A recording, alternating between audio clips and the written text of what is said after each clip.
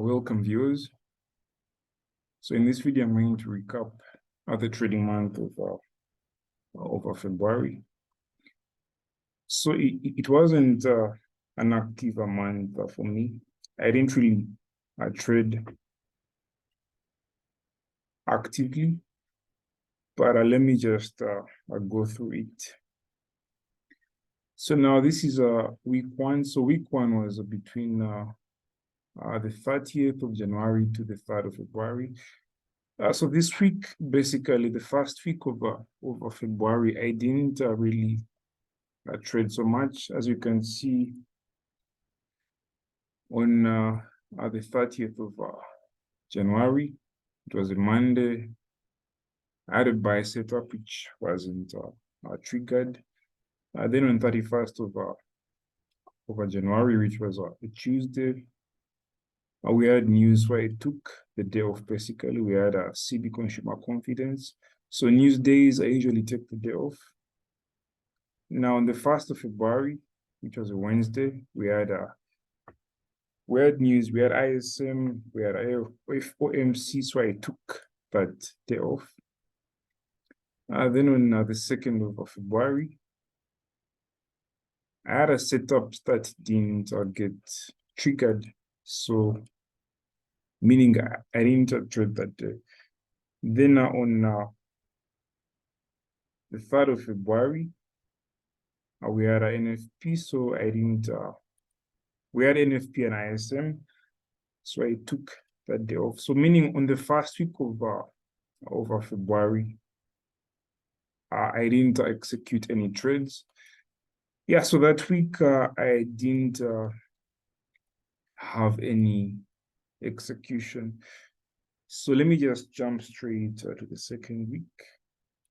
Now, on the second week, between the 6th to the 10th of February,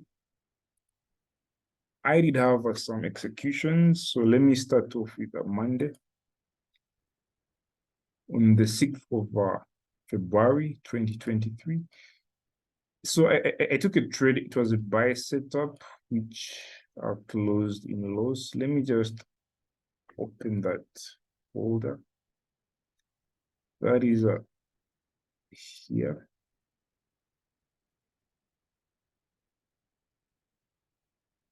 A moment. Let me just open the daily journal for that there, and I break down what happened that day.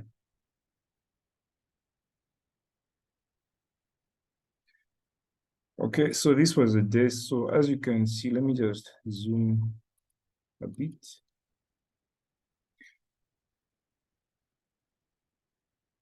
Okay, now, so on that day, this was my H4 time frame. So as you can see in the H4 time frame, we had I had a bearish, rather a bullish bias, as you can see here. I was anticipating price to, keep on with the uptrend. So on my M15, I was able to get an entry. As you can see, this is a setup I was able to derive on my M15 time frame, potential buy setup. But then as time went on, price stopped me out.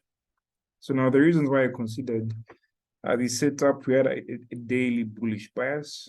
And then on my M30, for this case, it's M15, I had my SOP, which I call the BAD SOP. And I placed my buy limits. It got triggered, but later on, I got stopped out. So on that day, I lost 0.59% of my account. That was the trading day.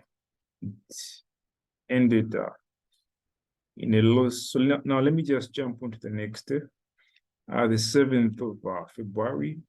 So we had a buy setup, which closed in loss also. Let me jump there.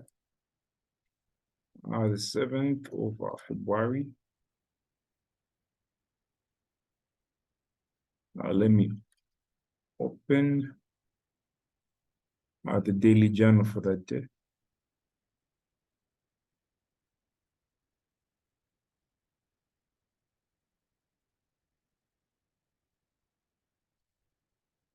So the 7th of February was a valid trading day. So as you can see again, my directional bias on the daily was again bullish. I was looking out for a continuation. Then I was able to get a setup on my M15, as you can all see clearly here. This was my M15 entry. And then you can see the trade played out perfectly. But now the reason why I got stopped out is because if you can notice, the trade moved in some bit of profit about let me see, it went about 0.5% in profit. Then I adjusted my stop loss. I reduced my stop loss, and you can see price played around, almost closer to the extreme end of the zone. So I got stopped out at a small stop loss, right? I got stopped out, but eventually the setup played out, though I got stopped out. That is why I lost 0.5% of my account. But the setup eventually played out. These are some of the things that happen in a trade management. Your trade can move in a small profit, then you adjust your stop loss. Then before you know it, price stops you out, then moves in your direction. These things happen sometimes, and that is as part of the uncertainty of trading. So that was the 7th. Let me jump on to the 8th. So on the 8th, again, I had another loss. It was just a crazy week for me. Let me see the 8th.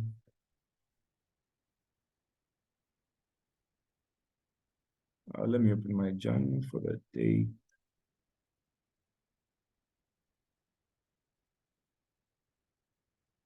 Okay.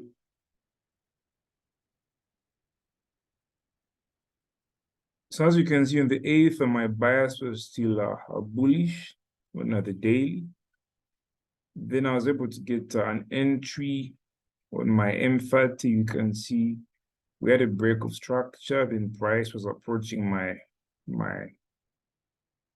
zone. So you can see I placed my buy entry. But as you can see, price just stopped me out. So I lost 0.53% that day. As you can all see, that is on the 8th of February. Yeah, so a very bad week indeed. 3 losses in a row. Psychologically, one would feel down, but that is part of trading. If you can't be comfortable with small calculated losses, then you have a lot, to learn. So on the 9th of February, I took the day off due to outside engagement. So I didn't trade that day despite it being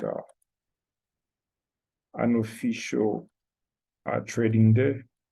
Then on the 10th of February, as you can all see, so on the 10th of February, we had a news. We had the preliminary consumer sentiment. So I took that day off. Yeah, so now that week, the second week of February, as you can see, I took 3 losses, a 0% win rate. So I lost about 1.62% of my account. So here I was in a drawdown basically. So it was a bad week for me, a very bad week for me. But all that matters, despite if you have bad weeks, what matters is you containing your risk, right? Because bad weeks do happen. but how are you going to control your risk? Because now for some other people, a bad week means, blowing your account. And for someone who's experienced, a bad week basically means mitigating your risk. So those are two different scenarios. Okay, now let me just jump straight to the third week. So now the third week was good. It was quite a good week. Between the 13th to the 17th of February. So now on the first day of that week, which was the 13th, as you can see, we had a sale setup that closed at break even. Let me open that journal. So that's between from the 13th. So 13th, let me open that.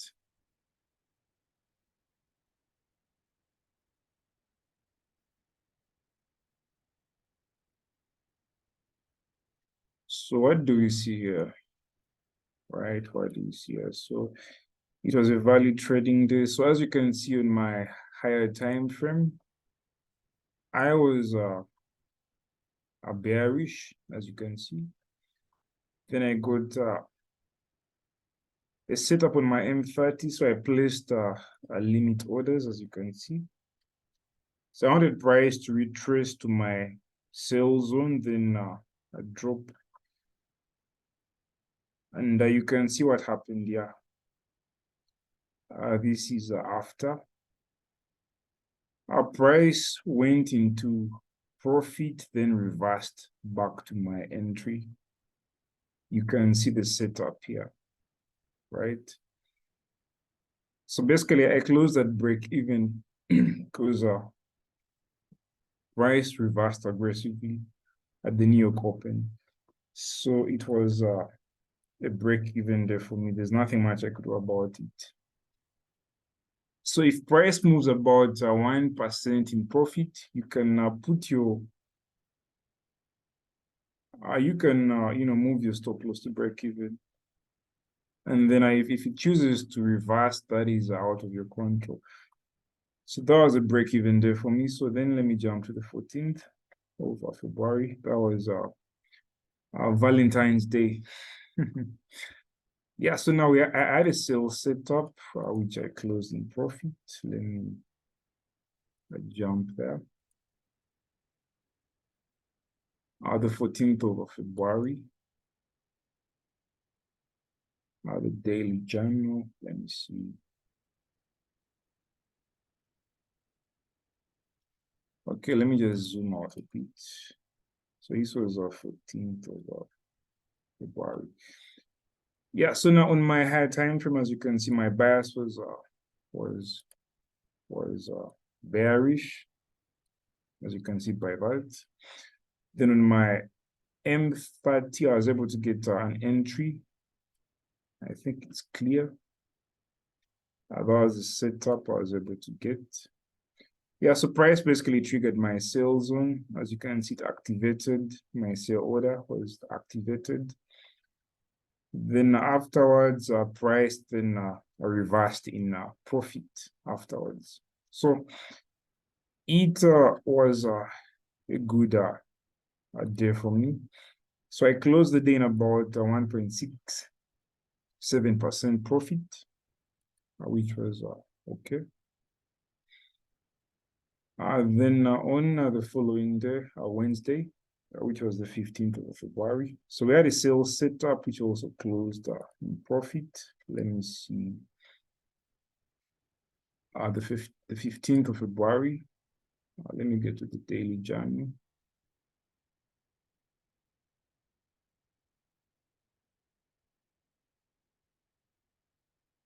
All right, let me zoom out. Okay, now, so as you can see on my higher time frame, I had a bearish bias, right? I had a bearish bias. So I was able to get an entry on my M30. So you can see this M30 entry. It was a beautiful setup. We had the breakout structure, then price came to my sell zone. As you can see, the sell zone are activated. Then afterwards, you can see how price, reversed from my sell zone and I fueled my take profit. So that day I closed in about 1.40% profit. So now 16th and 17th, I took the day off due to outside engagements. And now this is something I want to point out. Now, usually for your edge to work out, you have to show up on every valid trading day. Because if you miss a day where you are supposed to trade it affects you in the long term. And this was the major challenge I had in February. I was quite busy with outside duties and in my back testing for those days where I was off, I noticed that good setups actually played out. Strange. The days when you're off, that is when the best setups play out, and I had to, reflect on that. So it affected my edge a lot. The days where I didn't, trade due to outside engagements. Yeah, so as you can see, in the third week of February, you can see I had a good strike rate. I had 3 trades, and all the 3 trades didn't close in loss. It was like my overall win rate was about 50% for the first 3 weeks of February. So I closed in a profit of 1.46%. Now let me jump to the final week of February. So on the 20th, we had a US bank holiday. I took the day off. On the 21st, we had the news. I took the day off. Then on the 22nd, my sales setup wasn't triggered. On the 24th, I had outside engagements. So I took the day off. And finally, on the 25th of February, I had a sales setup that didn't get triggered. So basically, I didn't trade that week, basically. So meaning for the whole of February, I only traded I had 2 weeks of active trading, basically. So I closed the month in 1.46% a profit, which I could call a break-even month for me. So February was basically break-even for me due to factors within and outside my control. And what I've basically picked out of this month is showing up,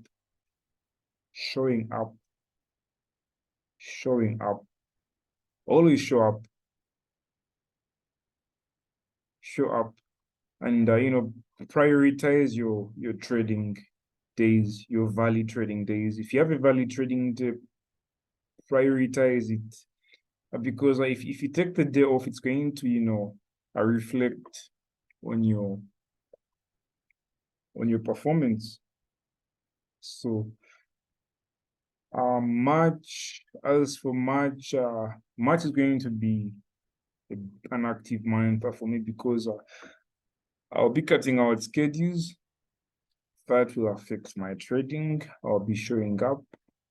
Otherwise, that was a month for me, not so active. But that is it.